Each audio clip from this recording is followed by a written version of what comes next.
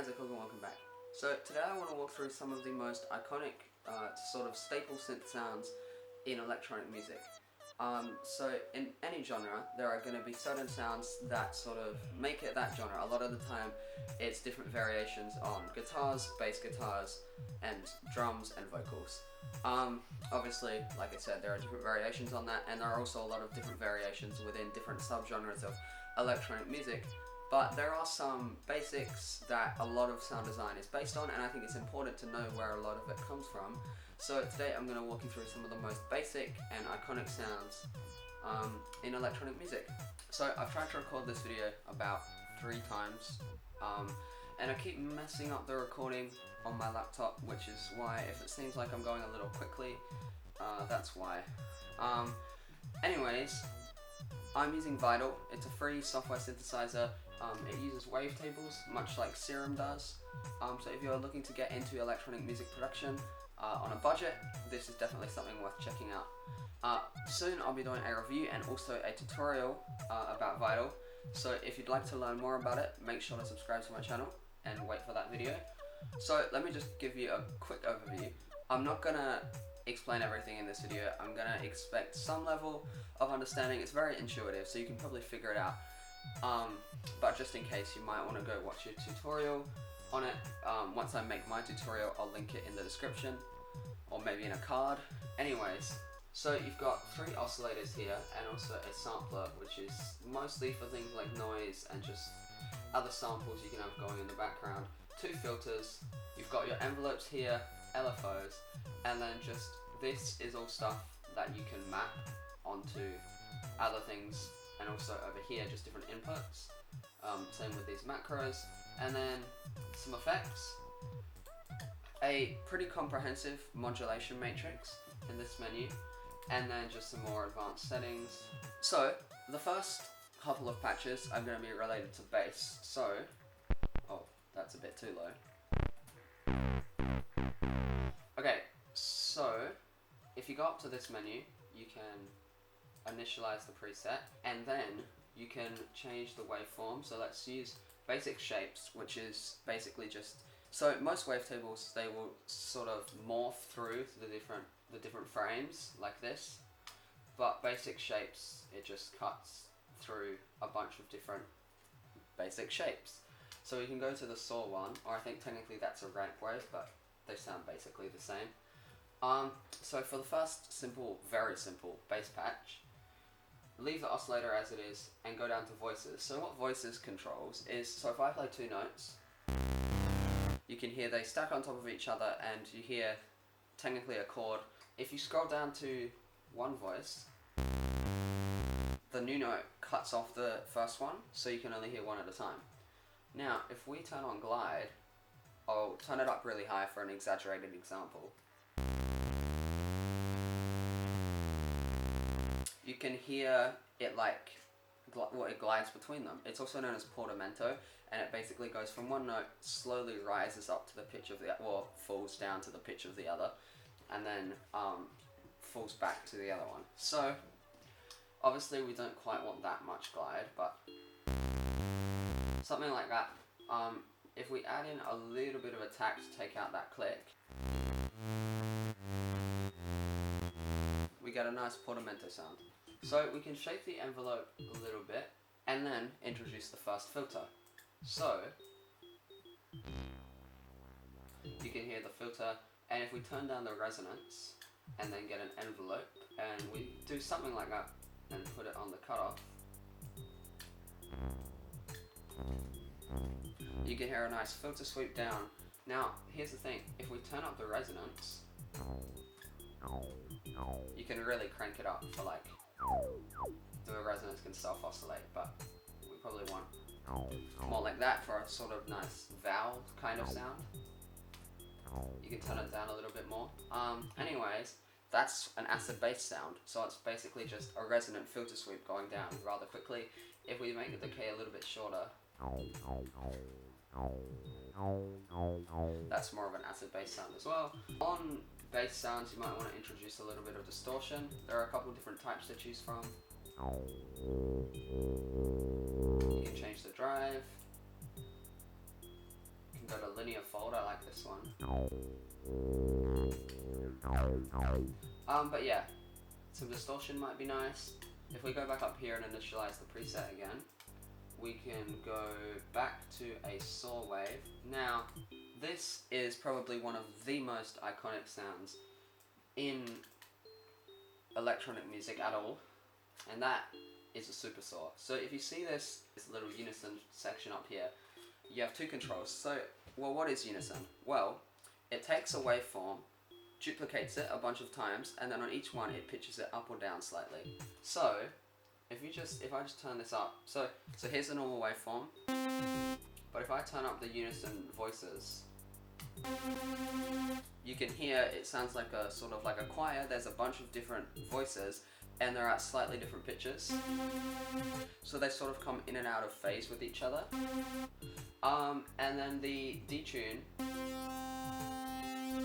changes how far apart each one is. So you can use this to get a supersaw sound.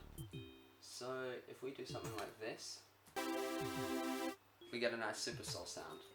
So you can also introduce a filter with something like that, and then also put some attack, a little bit of decay, and a pretty reasonable bit of release. Maybe not quite that much. And then you get a pad sound. You could turn the filter up a little bit, and then you can put the same envelope on the filter if you want, but maybe just to a slight amount. Maybe not the exact same envelope. It might be better. Something like that. You can get a nice pad sound. So then, if we disconnect this, turn up the cutoff a bit, and put it into monophonic mode again, take off the attack and most of the release. Then, if we turn up the glide again, maybe not that much.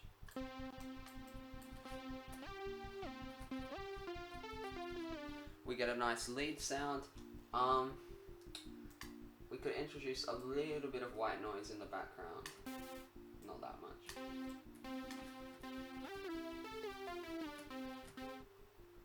And we'll also put that through the filter. We could even put a little bit of a filter envelope. Actually, let's put the white noise through its own separate filter. Put a little bit of attack. Yeah, something like that. You get a nice lead sound. And then, let's just go back to an initialized preset. Put this back to a saw wave. And then if we shake the envelope like that, we get a really quick snappy decay. And then if we apply that to the filter, you get what could be called a pluck sound. We could increase the decay a little bit. That's a little pluck sound. So it's the volume of the oscillator and also the brightness, which is the filter cutoff, being lowered very quickly, and it just sort of snaps down as it gets quieter and darker very quickly, and that's a pluck sound. And that kind of mimics what a lot of real world instruments do when you pluck them. So the next sound, if we go into a different wavetable this time, if I can spell it right, it's pulse width. So if I just play a note and scroll through the wavetable, so you can hear it changes the pulse width.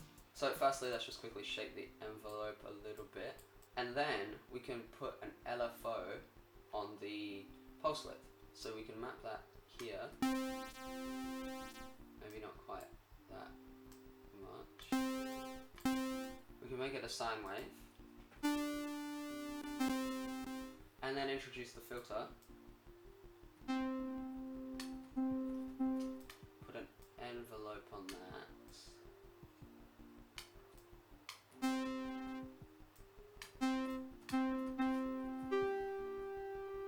And we get a nice pulse width modulation sound. So Something else we can do with a square wave, not the pulse width one, just the basic shapes one, just this normal square wave.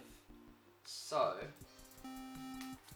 that's what a lot of chiptune music is based on.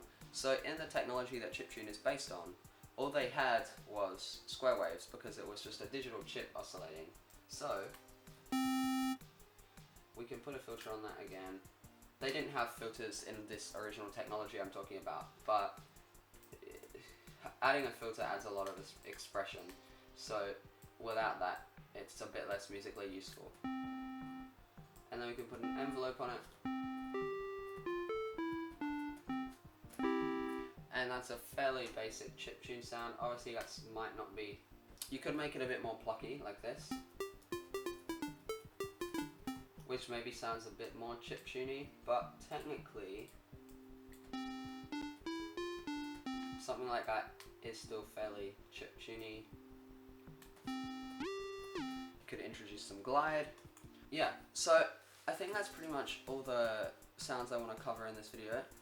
So you've got a bass, and then you can turn it into an acid bass with some resonance and a filter sweep. And then we have the supersaw, a very iconic staple of electronic music, which you can use as a pad, a lead with some glide, or more of a like a pluck kind of sound. And then some pulse width modulation, and also a little bit of a chiptune sound. So obviously, almost all the sounds you're going to hear in electronic music aren't going to be these exact things, but a lot of sound design that you hear is based on this stuff, at least to a certain extent. So like I said, I think it's really good to know where this stuff comes from. So if you found this video helpful, I would appreciate if you leave a like. And if you would like to see more of this kind of content, like I mentioned, I'm planning a review and also a tutorial on the Vital synthesizer.